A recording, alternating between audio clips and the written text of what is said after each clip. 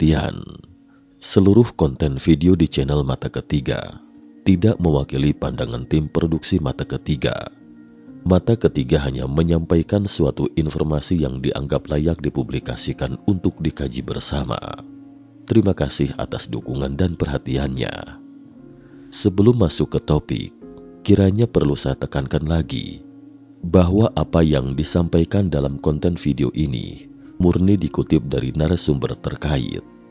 Saya pribadi dan jajaran tim produksi Mata Ketiga hanya membagikannya ke publik berdasarkan cerita dari tokoh bersangkutan. Terlepas percaya atau tidak, semuanya tergantung pada perspektif dan pandangan masing-masing individu. Salam sehat sejahtera, jumpa lagi di channel Mata Ketiga. Mari bersama kita telusuri misteri dunia. Berikut mari kita telusuri cerita hari ini. Sebelumnya cukup banyak sudah diulas tentang Anunnaki. Di sini saya hanya akan mengulang sebagian yang pernah diulas dan melengkapi konten terkait sebelumnya. Zecharia Sitchin, seorang penulis Azerbaijan, menawarkan perspektif yang sangat berbeda tentang asal-usul manusia, seperti yang ia jelaskan dalam koleksi bukunya The Chronicles of the Earth. Terkait buku ini, bagi teman-teman yang tertarik, bisa mencari tahu sendiri. Teks Sumeria kuno menyebut Anunnaki sebagai mereka yang turun dari surga, ras makhluk luar angkasa yang kuat yang memproyeksikan manusia ratusan ribu tahun silam. Anunnakis atau mereka yang turun dari surga adalah dewa utama bangsa Sumeria kuno, Akkadia, Asyur dan Babilonia yang tinggal di Mesopotamia yang sekarang menjadi Iran dan Irak. Sejak Zecharia Sitchin menerbitkan The Chronicles of the Earth, persaingan antara Anunnaki, termasuk dewa Enki dan Enlil yang dianggap sebagai sekelompok dewa oleh manusia purba, seketika diketahui secara luas oleh publik. Menurut legenda dan cerita dari bangsa Sumeria, Anunnaki berasal dari tempat yang sangat jauh. Tempat yang dimaksud tak lain adalah planet X atau planet Nibiru. Planet ini juga dikenal oleh bangsa Babilonia sebagai planet Marduk yang berjarak 30 miliar mil dari bumi. Anunnaki seringkali digambarkan memiliki tinggi di atas manusia normal, sekitar 3 meter dengan kulit putih bersih dan rambut pirang kemerahan. Catatan awal mengenai Anunnaki berasal dari bangsa Sumeria yang hidup sekitar 6.000 tahun yang lalu. Pada abad ke-19, arkeolog menemukan reruntuhan kuno di kota Nineveh, di mana ditemukan 22.000 tablet yang terbuat dari tanah liat yang di dalamnya berkaitan dengan Anunnaki. Enki adalah salah satu dewa paling penting dalam mitologi Sumeria dan pelindung kota Eridu, yang oleh penduduk kuno Mesopotamia dianggap sebagai kota pertama yang didirikan di dunia. Enki bertanggung jawab atas penciptaan umat manusia yang ditakdirkan untuk melayani para dewa dalam epik Atrahasis, sebuah puisi epik mitologi Sumeria yang mencakup kisah dari penciptaan hingga banjir besar.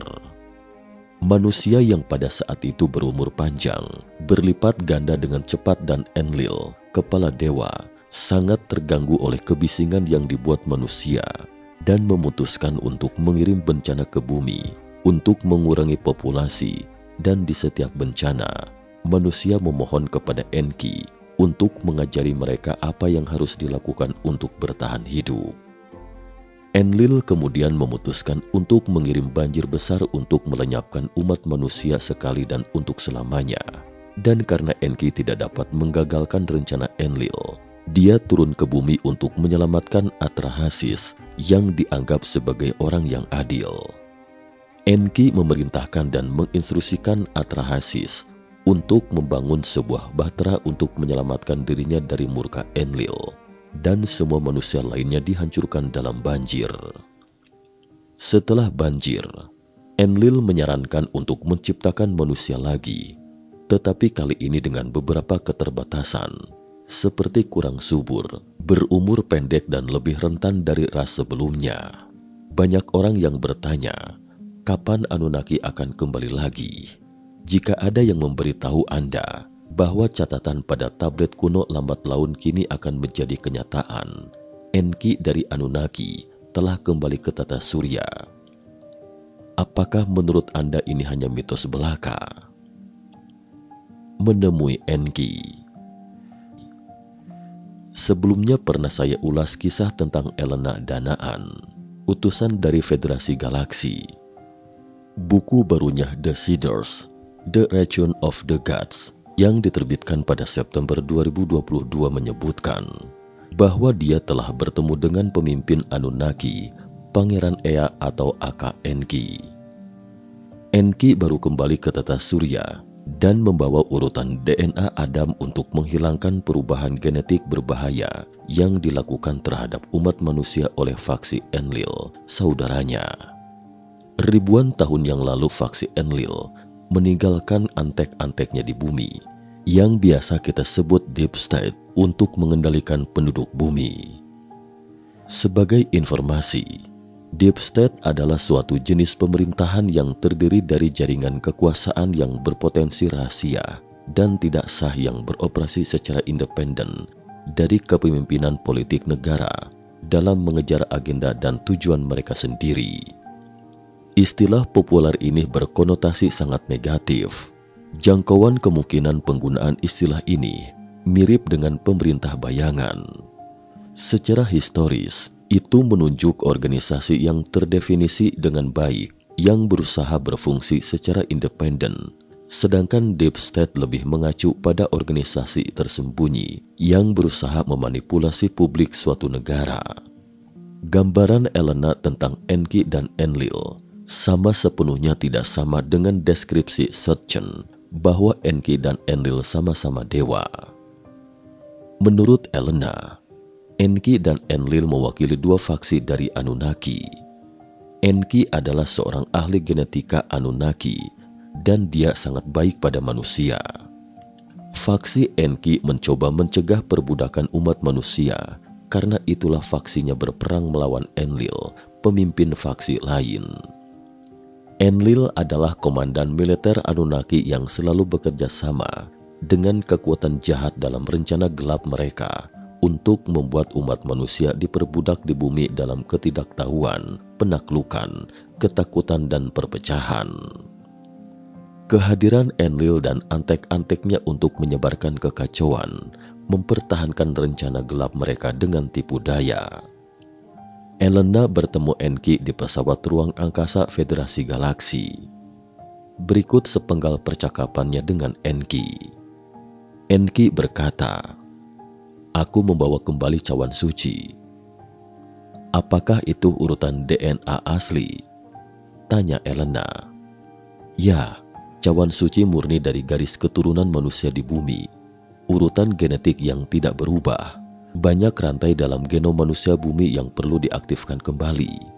Kunci urutan asli akan melakukan operasional ini saat dialihkan ke urutan DNA yang diubah," kata Enki menjelaskan.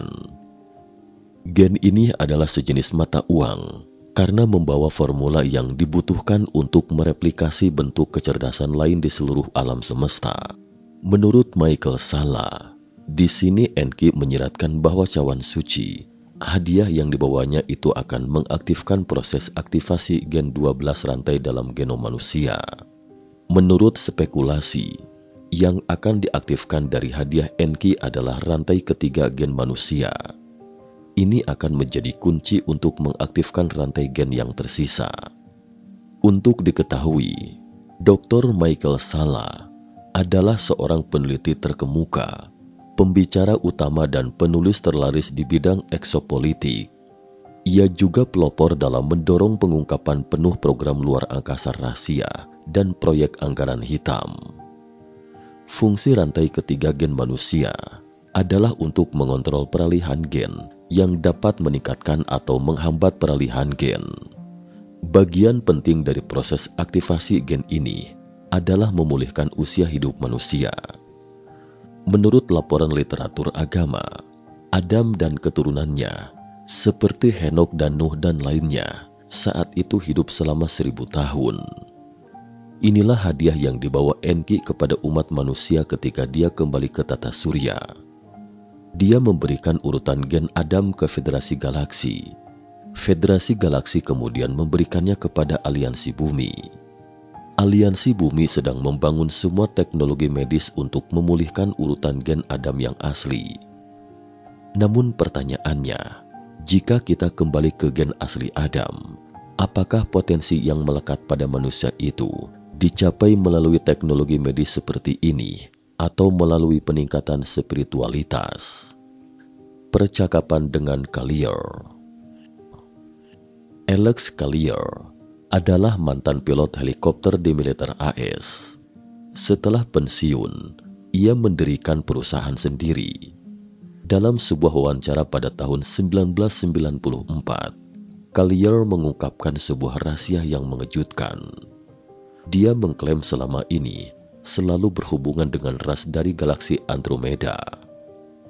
Andromedan menceritakan banyak rahasia tentang alam semesta dan bumi. Pernyataan Collier seketika membuat gempar ketika diungkapkan ke publik. Dr. Sala menyatakan keraguannya tentang cawan suci yang dibawa Enki saat kembali ke tata surya. Lalu dia berdiskusi dengan Collier. Saya juga sulit memberikan jawaban pasti. Apakah potensi manusia itu dikendalikan oleh gen atau spiritualitas? Karena seberapa besar ancaman dari rencana gelap Enlil terhadap gen manusia dan seberapa bahayanya racun yang ditimbulkannya terhadap air, udara, makanan, suara, musik, obat-obatan dan sebagainya di bumi, kita juga tidak tahu sama sekali. Kita bisa menebak, tetapi sebaiknya tidak, kata Collier. Menurut analisa Collier, urutan gen Adam yang dibawa kembali oleh Enki adalah gen primordial kita dan juga kita setelah rantai gen itu diaktifkan. Jika teknologi mereka dapat melakukan ini, berarti mereka tahu bahwa kita belum mampu secara spiritual sampai pada titik di mana teknologi mereka dapat melakukannya. Atau dengan kata lain, kita tidak memiliki cukup waktu menuju tingkat spiritual yang diharapkan sebelum gen primordial diaktifkan. Jadi mereka ingin kita mewujudkannya melalui perubahan fisik, yaitu imbalan dari usia hidup panjang kita. Dengan demikian, kita memiliki umur panjang dan dapat terus meningkatkan spiritual kita tanpa kehilangan raga fisik. Sala mengangguk setelah mendengarnya, kemudian mengajukan pertanyaan yang lebih tajam. Dia mengatakan, seandainya Deep State atau pemerintah bayangan yang ditinggalkan Enlil di bumi ditaklukkan, maka kebenaran akan terungkap. Selanjutnya kemudian aliansi bumi akan meluncurkan teknologi untuk mengaktifkan urutan gen primordial Adam. Beragam racun yang dihasilkan dan limbah lainnya di dalam tubuh yang membatasi kemampuan manusia dapat dibersihkan melalui teknologi ini. Jika memang demikian, apakah Anda akan mendukung cara ini? Collier mengatakan dia akan mendukung jika mengesampingkan kemungkinan bahwa urutan gen primordial Adam adalah kuda Troya dan tidak memiliki logo Pfizer atau Mercedes di atasnya. Asal tahu saja, ada banyak cara untuk melenyapkan manusia. Tidak perlu menggunakan cara yang begitu rumit seperti itu. Hanya saja manusia masih belum mengerti bahwa dirinya berhubungan dengan dewa dan dimensi lain. Saya bisa mengerti, tapi sebagian besar masih belum mengerti. Keberadaan kita itu berharga. Inilah sebabnya mengapa banyak ras luar angkasa datang ke tata surya untuk membantu kita. Tetapi yang ingin mereka capai adalah keadaan di mana kita dapat bertanggung jawab atas diri kita sendiri. Banyak orang terbiasa dengan mentalitas sebagai korban tertindas. Jika tidak, mereka tidak akan bisa hidup, tapi ini tidak bisa diterima. Mereka harus mengubah mentalitas korban ini dan belajar untuk memikul tanggung jawab tanpa syarat, alih-alih dipaksa oleh otoritas yang lebih tinggi, karena ras luar angkasa yang membantu kita itu bukanlah pengasuh kita. Mereka hanya membantu kita mencapai batas yang kita inginkan. Dr. Sala mengatakan, pernyataan Collier bahwa peningkatan genetik ala Enki adalah perkembangan positif umat manusia itu sekilas terkesan masuk akal. Namun satu hal yang bisa dipastikan, jika umur manusia diperpanjang hingga ratusan tahun, manusia pasti memiliki waktu untuk mengaktifkan rantai 12 gen manusia yang utuh di dalam tubuh. Adam dan generasinya saat itu hidup selama 1000 tahun. Sekarang jika umur kita bisa diperpanjang hingga ratusan tahun, itu hanya akan menjadi awal dari proses pemulihan yang panjang. Memang ada manfaatnya memperpanjang umur. Dengan demikian memungkinkan kita untuk sepenuhnya memahami situasi sebenarnya yang dihadapi planet Bima Sakti, sekaligus meningkatkan spiritual kita. Transplantasi urutan DNA. Elena mengatakan dalam sebuah laporan bahwa suatu malam di bulan Oktober, dia menghubungi Thor Han, kapten pesawat ruang angkasa Federasi Galaksi. Thor Han mengatakan kepadanya bahwa mereka sedang mengalihkan teknologi holografik dari pesawat Nibiru ke pesawat Federasi Galaksi. Elena melihat sebuah lubang oval besar yang mengarah ke luar angkasa. Sementara itu, Thor Han sedang mengawasi personel Federasi Galaksi memasang teknologi ke pesawat mereka. Elena mengatakan Federasi Galaksi dan Aliansi Bumi bekerja sama untuk mengembangkan teknologi canggih dalam industri pertahanan, transportasi, dan medis. Dikatakan bahwa semua itu sedang diproduksi secara massal pada peralatan yang dimodifikasi di bulan. Elena percaya bahwa teknologi ini pada akhirnya akan dipublikasikan. Namun menurut Dr. Sala, bahwa waktu pelepasan teknologi medis holografik ini sebenarnya bergantung pada apakah jajaran elit pemerintah bayangan di bumi dapat dihilangkan. Hal ini menimbulkan pertanyaan, apakah hadiah Enki akan seperti yang disarankan oleh beberapa orang yang skeptis, yang ternyata adalah kuda Troya dengan rencana yang tidak diketahui? Sala sendiri adalah seorang agnostik, tapi menurutnya, daripada menggunakan teknologi medis holografik untuk mengaktifkan gen, lebih baik mencapainya melalui penanaman kesadaran spiritual. Namun sejauh ini, cara non-teknis untuk meningkatkan kesadaran spiritual mungkin tidak praktis bagi sebagian besar orang, karena mereka terlalu bergantung dan mengandalkan teknologi serta produk medis, atau keyakinan mereka menghalangi praktek spiritual sehingga mencegah terwujudnya transformasi genetik.